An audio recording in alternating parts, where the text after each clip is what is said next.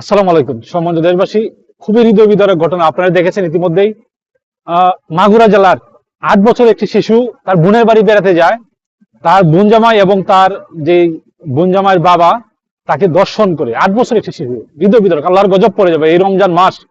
আমরা গভীরভাবে শোকাহত এবং এই ঘটনার তীব্র নিন্দা ও প্রতিবাদ জানাচ্ছি। ছবিটা দেখুন, মানে এটা আপনারা দেখেছেন ইতিমধ্যেই বাংলাদেশে ভাইরাল হয়ে গেছে। এখন পর্যন্ত প্রায় 33 ঘন্টা হয়ে গেছে, লাস্ট নিউজ যেটা দেখলাম। এখন পর্যন্ত জ্ঞান ফিরেনি। আল্লাহ যেন তাকে হায়াত দান করেন, সুস্থতা সহ যেন সে আবার ফিরে আসে আমাদের মধ্যে। আর এই লজ্জা আমরা এড়াতে পারি না। আমরা এখান থেকে প্রতিবাদ জানাচ্ছি।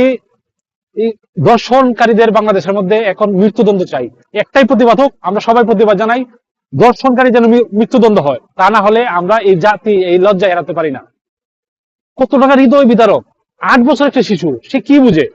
তাকে লাস্ট মুহূর্তে যেটা দেখলাম আপডেট, দর্শন করার পরে তাকে মেরে ফেলার জন্য গামছা দিয়ে গলায় পেঁচানো হয়। মনে করছে যে মৃত্যু হয়ে গেছে, এইভাবে ফেলে রাখে। তার বোন যখন দেখতে পায়, তারপর মাগুরা সদর হাসপাতালে, তারপর এখান থেকে পরে লাস্ট ঢাকা, তার চিকিৎসা চলতেছে।